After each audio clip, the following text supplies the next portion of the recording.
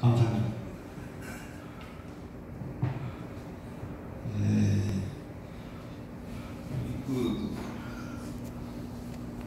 군중이 다 생각가지고 마지막에 너무 무거운 주제를 가지고 얘기를 하려고 보니까 사람들이 다 웃어져서 죄송합니다. 이거 간단히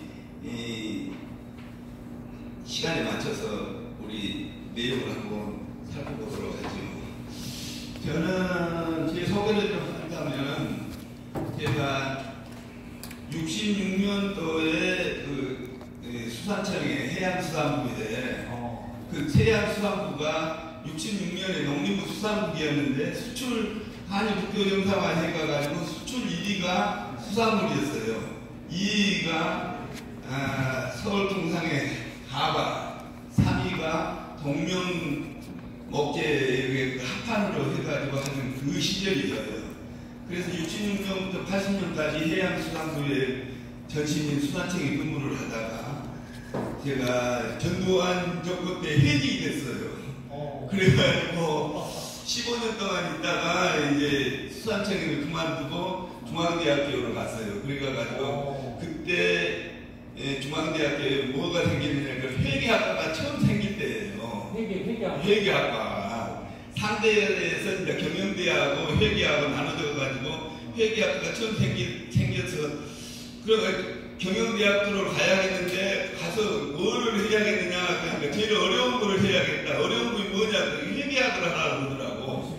그래가지고 이제 회계학을 중앙대학교 1회로 들어가가지고 거기서 학사, 석사, 박사를 10년을 해가지고 중앙대에서 90년에 학위 받아서 전주대학교로 갔어요. 전주대학교에서 경상대에서 15년을 있다가 2004년에 중앙대학교에 모교로 왔어요. 모교 와가지고 산업창업대학원을 만들어가지고 거기서 이제 정년을 하고 이제 해직을 했는데 지금 제가 나이가 74세예요. 그랬는데 내가 무역학과하고 관련이 있는 것은 그때 수산물을 수출을 하는 곳에 있었기 때문에 수산에 관련되는 것들이 그 원양어선이 그때 한 척도 없는 것이 원양어선이 전 세계에 한 척척 나가가지고 있어서 그때 수산청에서 이 수출 업무를 골라보라는 거 가지고 코트라에 영동의 코트라에 있는데 코트라에 1년 동안 가가지고 거기서 이제 인코토미니 뭐니 무역 업무를 배워가가지고 그 수산청에서 일을 받았어요. 그래서 이제 그때부터 이제 그 수출 업무와 관련을 해가지고 수산청에 15년 있다가 있으면서 한 80개국 돌아다녀가지고 15년 동안 했었어요. 예, 그런 업무를 봤기 때문에 이제 이 무역하고 관련이 됐고 또 그 중앙대 무역학과의 한수석 교수님이 거기에 무역과 관련되어 있어서 우리 그 학장이었고 그랬는데 거기서 금융회계를 하면서 무역과 업무를 그렇게 보다가 이제 그런 수산청을 그만두고 그 다음 해에 해양수산부 산하에 있는 선박안전관리공단이라는 그걸 만들어가지고 거기에 있으면서 중앙대학교에서 10년 동안 해가지고 학위를 받았어요. 박건지 전주대에서. 그래서 이제 무역학, 내가 금융회계를 전공을 했는데 무역과 관련되어 있는 것은 15년 동안 내가 공무원 생활하면서 무역 업무를 많이 봤기 때문에 이제 무역과 관련을 해서 지금도 계속 이런 실제로 그런 하는 업무를 가지고 했어요. 그래서 지금 이제 우리가 오늘 봐야 할 것은 미국과 중국이 2018년 1월 달에 트럼프가 미국에 대해서 중국에 대해서 과세를 해야겠다. 그래가지고 2019년 1월 달부터 과세를 하는 것을 이제 불이 붙어가지고 계속 이제 이런 문제가 생겼는데 이런 것이 2018년 19년 이렇게 넘어오면서 더욱더 심화되고 있고 또 이것이 또 우리가 4차 산업과 관련되어 있는 것들 이런 거 엎치기 접치기로 막 이게 일어나기 때문에 이것 좀 한번 어떤 그 전체적인 우리 이 경제 운영 과정에서 무엇이 문제고 이거를 그 중에서 한중 무역에 관련되는 것은 무역 전쟁에서 미치는 영향 무엇이 문제고 우리나라에 미치는 영향이 무엇인가 하는 것을 살펴보자고 이제 한번 살펴보고 싶어서 내용을 가지고 한번 보도록 하죠.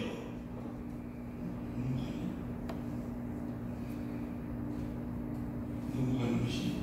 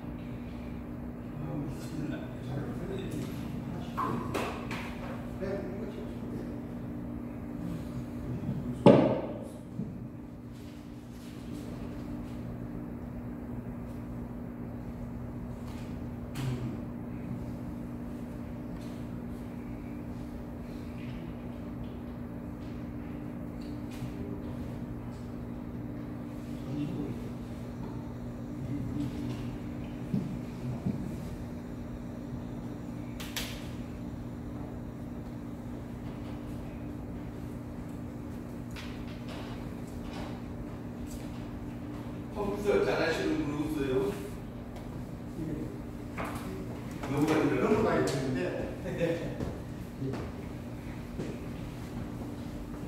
안 넘어가. 안 넘어가가지고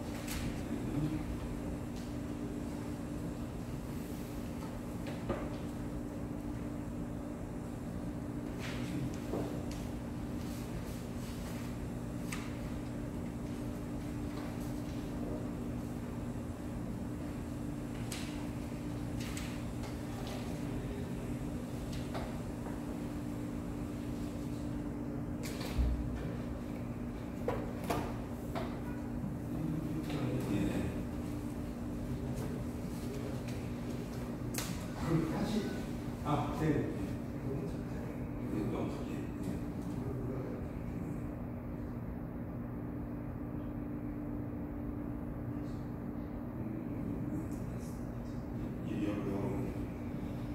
예, 죄송합니다. 그래서 미중 무역 전쟁의 영향과 한국의 대응 방안을 한번 살펴보도록 하겠습니다. 그러면 그 내용은 문제의 인식, 우리가 3050 클럽에 진입한 한국의 모습, 4차 산업혁명에 관련된 것, 미국과 중국 무역 전쟁이 무엇이 문제가 되고 있나, 또 한국의 그러면 거기에 대한 무역 전쟁에 대한 조치를 어떻게 할 것인가. 문재인 경제적인 여러 가지 문재인 정부의 전반적인 경제적인 그런 문제를 한번 살펴봤어요. 우리가 지금 지속적으로 경제 성장률이 낮아지고 있다. 또 우리 저출산에 관한 문제, 또 우리나라의 여러 가지 국가 경쟁력이 점점 떨어지고 있다.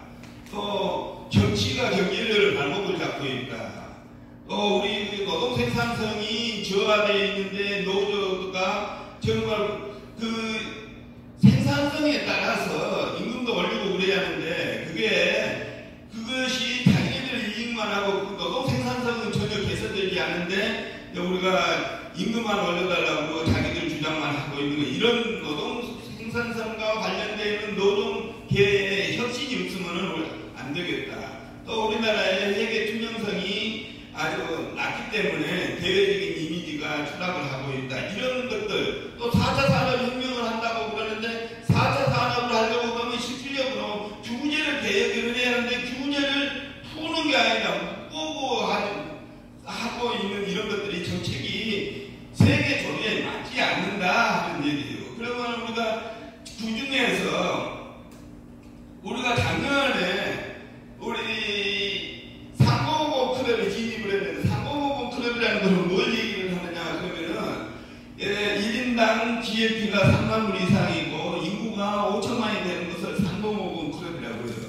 우리가 2050 클럽이 2012년에 2만 불 소득에 5천만이 되어 있는 2050 클럽에 진입을 해가지고 다른 나라들은 보통 3, 4년이면 3050 클럽에 진입하는데 우리나라는 한 8년이 걸려가지고 3050 클럽에 작년에 3만 불 소득을 했어요. 그러면 3050 클럽에 진입한 나라들은 어떤 나라들이냐? 그러면은 일본, 미국, 독일, 프랑스, 이태리, 영국, 그 다음에 우리나라가 7번째로 3050 클럽에 진입했는데 3050 클럽에 진입한 나라 특성은 아무리 세계 경제가 호황이든 불황이든 상관없이 지속적으로 성장하는 그런 저력을 가지고 있는 나라가 3050 클럽인데 3050 클럽에 진입한 나라들이 아까 열거하는 그런 7개 나라인데 7개 나라들은 아무리 세계 경제가 호황은 불황을 상관없이 지속적으로 성장을 하고 있다. 불황 시에는 내수가 튼튼하기 때문에 그걸 받쳐주고 있다. 우리나라 같은 데도 사실은 3050 클럽에 진입을 했지만 김정은이가 로켓을 계속 쏴대도 주식시장이 변하지 않는 것은 3050 클럽에 진입한 한국의 저력이다. 그런데 이 3050 클럽에 그런 성과를 가져온 것은 과거 박정희 대통령 이후에 다 노력을 해가지고 그런 정말 아시아에서 일본 다음으로 우리가 3050 클럽에 진입을 했고 OECD 국가 중에서도 우리가 트럼프가 말한 것처럼 우리가 가장 나라로 그렇게 인식이 되고 있는 것은 과거에 우리가 열심히 했기 때문에 했는데 최근에 들어서 노무현 대통령 그 이후에 노무현 대통령이 이명박 박근혜 이 정부에 들어서까지 과거에 벌어놓은 것을 까먹고 있는 이런 실정이다. 일자리 창출이나 이런 여러가지 그 정책들이 세계 기준에 맞지 않는 그런 일을 하고 있기 때문에 지금 그런 문제를 안고 있다.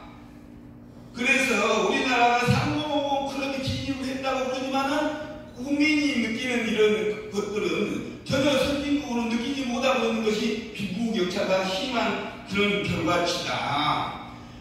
그렇지만 우리가 이거 한강의 기적을 과거에 우리가 1966년부터 우리가 1차 5개년 계획을 해가지고 88년 올림픽 대회를 할 때까지 우리가 8~9%의 성장을 해가지고 지속적으로 성장을 했다. 김영삼 정부 들어와가지고 세계화를 한다고 그래가지고 아무 대책 없이 세계화를 해서 금융 IMF를 맞아가지고 IMF를 맞은 그 이후에 우리가 1988년에 올림픽 대회를 거치고 나서도 IMF를 거치고 나서도 우리가 OECD 국가에 진입을 해서 그래도 낮은 성장률이 8~9% 성장을 하던 것을 우리가 3% 이하로 성장을 하면서도 우리나라가 열심히 해가지고 세계 7위권에 들어있는 것은 우리나라를 과거에 열심히 해왔던 그런 성과들이다. 그런데 지금 새로운 정부가 들어가가지고 최근에 여러가지 정치, 경제, 사회적으로 문제가 나 있는 것들이 좌우하고 양쪽으로 여러가지로 계속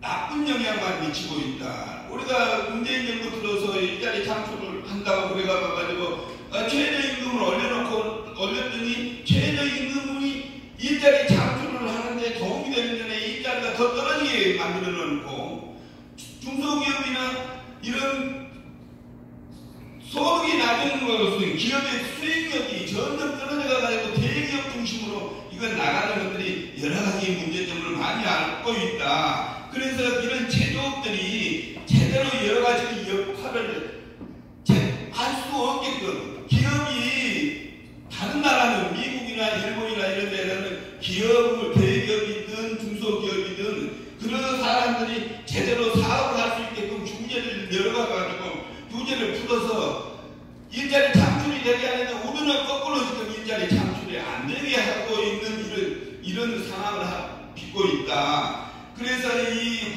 문재인 정부의 문제점 여러 가지 이런 것들을 요약을 해놨는데 여러분들 한번 파워포인트나 이걸 한번 찾아가지고 한번 보세요. 이 정부의 여러 가지 문제점을 쭉 나열을 해놨으니까. 그리고 이제 4차 산업의 2016년에 클라우스 슈밥이 세계 경제 포럼에서 앞으로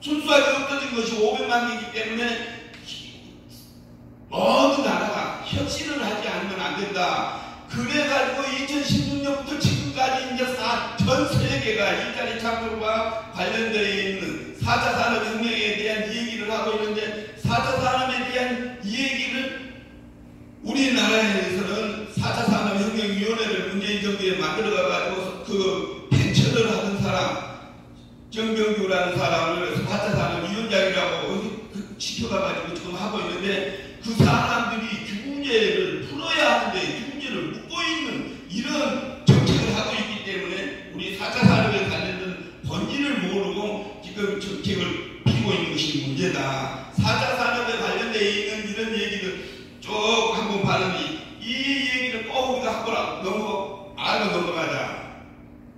1차, 2차, 3차 산업과 4차 산업이 뭐가 다르냐 물어보면 아무도 몰라요. 1차 산업은 1700년대에 전기기관이 발전해가지고 하는 시대 1700년대에 그때 1차 산업이고 2차 산업은 먼저 우리 기계화, 석유화학, 이런 자동화 이런 시대를 2차 산업이라고 그러고 3차 산업은 정보화, 엘빈 토플러가 얘기했던 정보화 인터넷을 쓰던 시대가 3차 산업이거든요. 4차 산업은 1차, 2차, 3차 산업을 넘어가가지고 지금 스마트 시대 우리가 스마트폰으로 모든 의사결정을 할 수 있는 이런 시스템을 우리가 4차 산업이라고 그러는데 1차, 2차, 3차 산업은 보이는 과거의 자료를 가지고 과거에 발생된 자료나 현재 가지고 있는 정보를 가지고 미래를 예측을 하는데 4차 산업은 뭐냐 그러면 완전히 이것은 가상의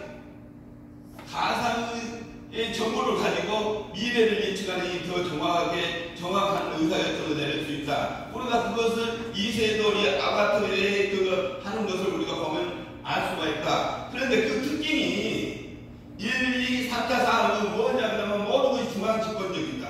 4차 산업은 분권화되어 있는 시대고 또 그 다음에 모든 것이 톱다운식으로 하는데 그 버텀업으로 올라가는 것이 4차 산업의 시대다. 또 모든 것이 통계를 하는데 4차 산업은 분산을 하고 협력을 하고 하는 사회다.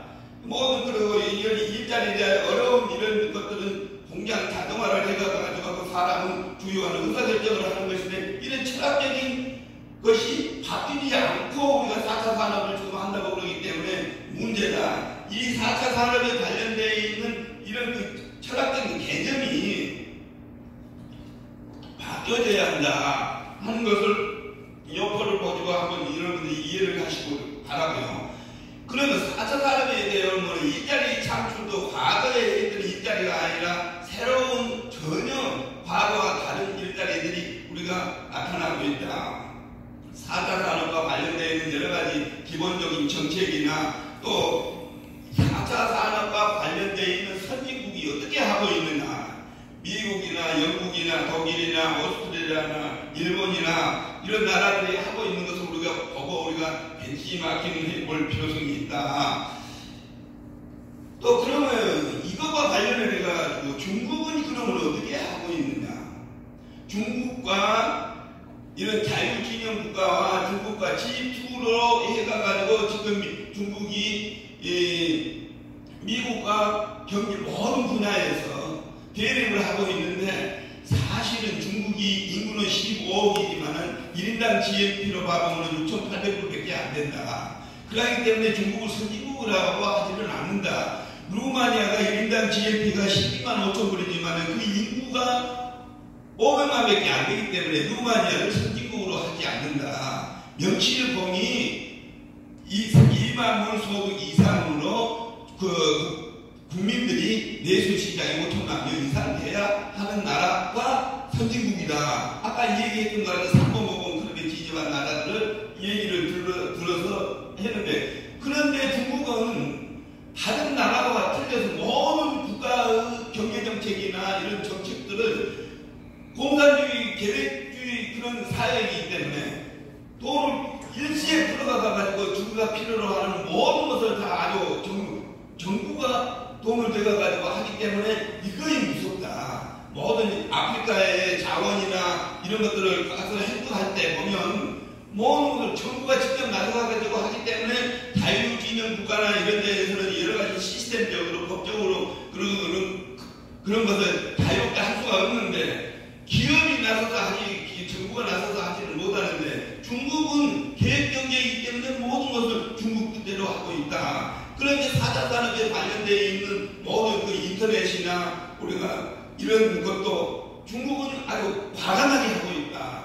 그럼 그런 것에 우리가 미국과 중국과 우리가 사이에 끼어있는 우리나라는 어떻게 해야 할 것이냐 하는 것들은 우리가 수고를 해가지고 해야 한다.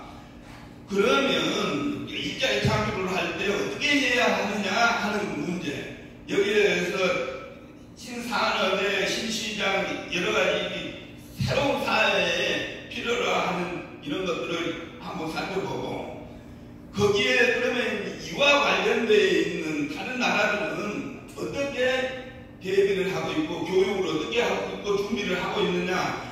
우선 대학 학교부터 다르다. 미국에 있는 하버드 대학이나 우리가 여러 가지 명문 대학들 가보면 다 새로운 4차 산업에 관련되어 있는 이런 교과 과정으로 변하고 있는데 우리나라는 그런 것에 적절히 대응하지 못한다. 우리 일본과 우리나라의 우리 소비재 문제로 해가지고 지금 싸우고 있는데 그 소비 무역 역조가 소비 그 부품 분야에서 하는 것이 65년에 국토 정상화 하는 이유는 매년 500만 불 이상 우리가 거기서 일본하고 우리나라 무역 적자를 하고 있는 상황인데도 우리가 그걸 개척을 못해가지고 지금 당하고 있는 것이다. 국산화 한다고 말만 했지 제대로 필요한 것을 못했기 때문에 우리가 지금 당하고 있는 것이다. 그런 것을 늦게라도 이제 준비를 해가지고 철저히 해야 할 것이다. 이와 관련되어 있는 것을 이제 봐보면은 그러면 이 교육과 관련되어 있는 거, 정치, 경제, 사회적으로 미국과 중국과의 걸려 있는 것을 봐보면은 미국과 중국과 갈등을 어떤 것들을 가지고 있느냐. 미국 양국의 무역 전쟁에 문제 있는 것을 여기다 그려놨으니까 한번 여러분들이 한번 구체적으로 보시고 우리가 어떻게 해야겠는가. 또 세계 주요 한국에서 중국이 대처하고 있는 이런 걸 한번 봐보세요. 어마어마한 돈을 투자를 해가지고 자기네들이 바다를 지배하는 나라가 전 세계를 지배한다. 그렇기 때문에 바다를 제일 많이 하는 나라가 미국이고 그 다음에 일본이랍니다. 조그만 섬나라에 있는데 일본이 차지하고 있는 바다는 제2위라고. 중국도 바다 중요성을 이전에다가 가지고 모든 것을 지금 바다와 관련되어 있는 해양에 진출을 해가지고 하고 있는 것을 우리가 살펴볼 수 있다. 또 미국과 대중의 관세에 관련되어 있는 것, 이런 자세한 자료를 우리가 시기적으로 어떻게 우리가 하고 있나. 국경에서 오바마 정권에서 하던 거, 또 지금 트럼프 정권에서 들어와가지고 하고 있는 것들을 우리가 한번 살펴보자. 그런 것들은 그렇게 시간이 없으니까. 그러면 중국은 1대1로에 관련되어 있는 것, 중국 나름대로 정책을 가지고 수행을 하고 있는데 우리가 나라는 미국과 중국의 사이에 끼어서 이러지도 못하고 저러지도 못하고 하고 있는 것이 우리의 입장이다.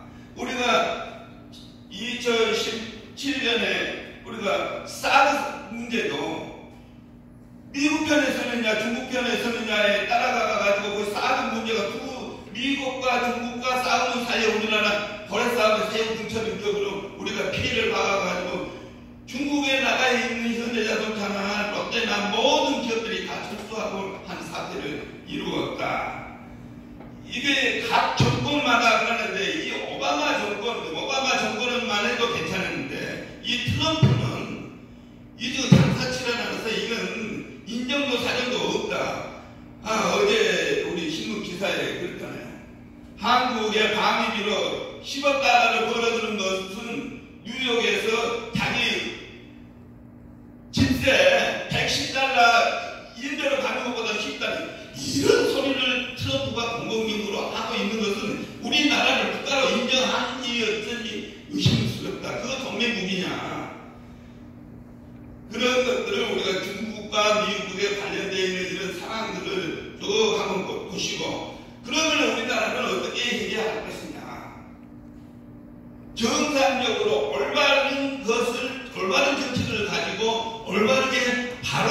알아야 한다. 스위스라는 나라는 유럽의 스위스는 프랑스, 이태리, 영국, 그 러시아 모든 나라가 끼어 있는 곳에서 거기 자원도 없고 아주 산만이 있고 있는 이런 그 나라가 중립국의 입장을 고수해 가가지고 해서 어느 나라도 그 나라를 간섭하지 않게 하는데 우리나라는 너무나 싶어요. 우리나라에 다 저기 일본 놈도 그렇고 중국 놈도 그렇고 미국 놈도 그렇고 러시아도 그렇고 우리나라가 정말 모든 나라가 우리나라 진정으로 우리나라 도와주는 나라가 어느 것을 보면은 우리나라를 정치하는 사람이나 우리 국민들이나 여야나 학회나 모든 사람과 한마음 한뜻이 되어가지고 우리가 새로운 절치를 하지 않으면은 정말로 안 되겠다 하는 것으로 제 발표를 마치겠습니다. 감사합니다. 아주 우리 강철선 교수님께서 연세도 있으신데 시기적절한 좋은 발표를 해주셨습니다.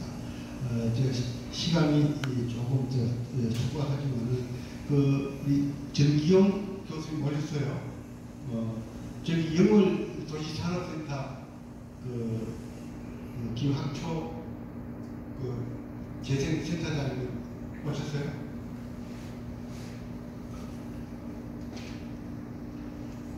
오늘 저기 바쁜 일정 관계로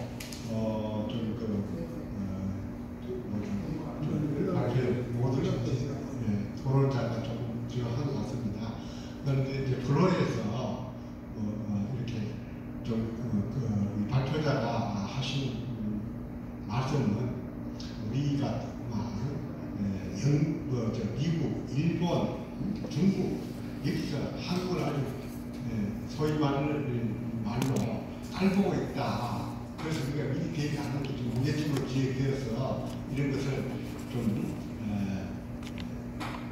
추진해 가야 되지 않겠느냐 이런 논점인 것 같습니다. 여기에 대해서 질의나 코멘트 하실 분 계십니까? 우리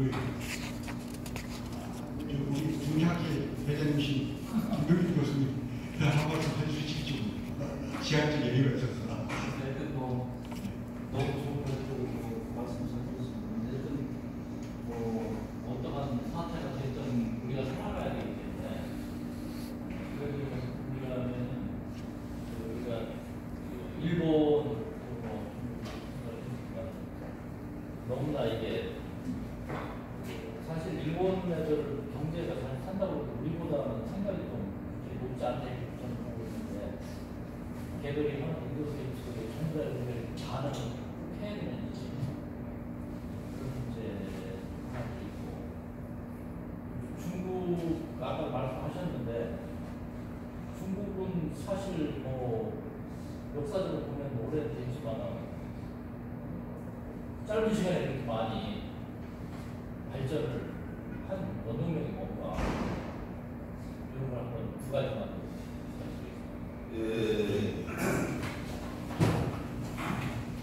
한일 관계는 일본이 그렇게 한다고 그래서 우리도 화이트를 일본 제거한다고 그래서 우리도 화이트를 그것을 우리가 같이 대응해가지고 빼는 것은 그 잘못된 정책이라고 저는 생각합니다. 왜냐? 우리나라는 전 세계가 우리나라 하는 대응하는 것을 보고 있거든요. 우리나라는 수출 FTA를 14나라 제일 많이 FTA를 가입하는 나라거든요. 그런 나라는 우리 수출을 해서 우리나라 먹고 사는 나라이기 때문에 우리나라는 그렇게 대응하더라도 우리는 더욱더 찾고 더욱더 실속 있는 방향으로 외교적으로 더 머리를 더 써가가지고 하도록 하고 아베가 그렇게 하더라도 우리나라는 좀 지혜롭게 그거를 대응을 해가지고 해야 하고 국민 간에 일본에서 내부적으로도 봐보면은 다 우파는 아니거든요. 내부적으로 잘못됐다고 하는 사람들이 학자들이고 우리가 내 개인적으로 만났던 일본 사람들도 아베가 하고 있는 그 정책 잘못된 것이라고 그것도 많이 하고 있거든요. 그러니까 그런 것을 민간 교류를 통해서 또 여러 가지 다른 면을 통해 가지고 그걸 확대하도록 하고 우리 외무부 장관이나 통상부 장관이 제대로 정책을 못 만들어내는 것 같아요. 대응을 우리 국민들이 얘기한다고 바로 화이트로 해가지고 해서 해보면 일본은 1억 5천만의 인구가 있고 우리는 5천만이거든요. 인구로 봐서도 그러고 수출 규모로 봐가지고 전 세계를 지배하는 경제력이나 그 사람 유엔이나 법제에서 우리나라 그 사람들을 따라 나갈 수가 없어요. 그러면 우리나라는 더 자원 높게 더 높은 방향으로 해가지고 꼼짝꼼짝 못하게 국제적인 여론에 의해서 호소하더라도 그 친구들을 우리가 능가하지 못하기 때문에 그렇게 대응해가지고는 안 된다 하는 얘기고 또 중국은 역사적으로 우리가 중국의 지배를 받았지만 실제 92년도에 중국이 WTO 해가가지고 하는 것은 우리나라 한국의 모델을 가지고 중국이 저렇게 커졌거든요. 중국이 우리가 FTA 할 때도 우리가 몇 년 전에 한중일 FTA를 처음에 하려고 해도 중국이 일본을 반대해가지고 우리가 중국과 먼저 FTA를 해서 사드 문제를 해서 했지만 그것도 우리나라가 수출 1위가 중국이거든요. 중국에서 벌어가가지고 우리가 일본에서 적자난 거 다 갖고 있고 또 그래 미국도 사실은 수출을 하는 것으로 봐보면 1위가 중국이고 EU가 EU 그 다음에 3, 4위가 우리가 일본 미국은 우리가 한 6위 정도 6위 그런데 미국은 진짜로 우리나라의 한 동맹이라고 지금 동맹이 맞는가? 우리나라가 무역은 그렇다 손치더라도 우리가 미국하고 무역 흑자가 한 120만 불 정도, 120억 불밖에 안 되거든요. 그러면 미국이 우리나라의 대통령이라든지 기종이라든지 국방에 관련된 거 얼마나 많은